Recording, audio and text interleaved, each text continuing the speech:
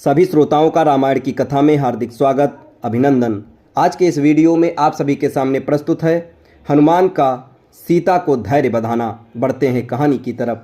पति के हाथ को सुशोभित करने वाली उस मुद्रिका को लेकर सीता जी से उसे बड़े ध्यानपूर्वक देखने लगी। उसे देखकर जानकी जी को इतनी प्रसन्नता हुई मानो स्वयं उनके पति देव ही उन्हें मिल गए हों। उनका लाल सफ़ेद और विशाल नेत्रों से युक्त मनोहर मुख हर्ष से खिल उठा, मानो चंद्रमा राहु के ग्रह से मुक्त हो गया हो। पूर्ण रूप से संतुष्ट होकर वे हनुमान के साहसपूर्ण कार्य की सराहना करती हुई बोली, हे वानर श्रेष्ठ, तुम वास्तव में अत्यंत चतुर, साहसी तथा पराक्रमी हो। जो कार्य सहस्त्रों मेधावी व्यक्ति मिलकर नहीं कर सकते, उसे तुमने अकेले कर दिखाया। तुमने दोनों रघुवंशी भ्राताओं का कुशल समाचार सुनाकर मुझ मृत प्राय को नवजीवन प्रदान किया है। हे पवनसुत, मैं समझती हूँ कि अभी मेरे दुखों का अंत होने में समय लगेगा, अन्यथा ऐसा क्या कारण है कि विश्व विजय का सामर्थ्य रखने वाले वे दोनों भ्राता अभी तक रावण को मारने में सफल नहीं हुए?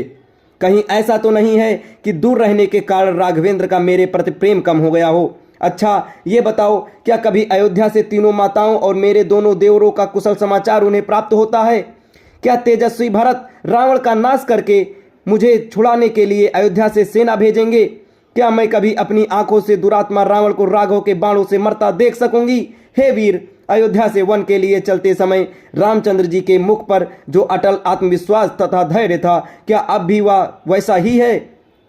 सीता के इन प्रश्नों को सुनकर हनुमान बोले, हे देवी, जब रघुनाथ जी को आपकी दशा की सूचना मुझसे प्राप्त होगी, तब वे बिना समय नष्ट किए वानरों और वृक्षों की विशाल सेना को लेकर लंकापति रावण पर आक्रमण करके उसकी इस स्वर्णपुरी को धूल में मिला देंगे और आपको इस बंधन से मुक्त करा के ले जाएंगे।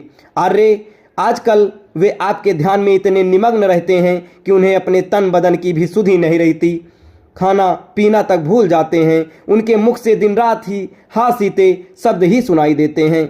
आपके वियोग में वे रात को भी नहीं सो पाते। यदि कभी नींद भी आ भी जाए तो हा सीते कहकर नींद में चौंक पड़ते हैं और इधर उधर आपकी खोज करने लगते हैं। उनकी ये दशा हम लोगों से देखी नहीं जाती। हम उन्हें धैर्य बंधाने का प्रयास करते हैं, किंतु हमें सफलता नहीं मिलती। उनकी पीड़ा बढ़ती जाती है। अपने प्राणनाथ की दशा ये करुण वर्णन सुनकर जानकी ने नेत्रों से अविरल अश्रुधारा बह चली। ये बोली, हनुमान, तुमने जो ये कहा कि वे मेरे अतिरिक्त किसी अन्य का ध्यान नहीं करते, इससे तो मेरे स्त्री हृदय को अपार शांति प्राप्त हुई है, किंतु मेरे वियोग में तुमने उनकी जिस करुण दशा का चित्रण किया है, वह मुझे विषम चित्र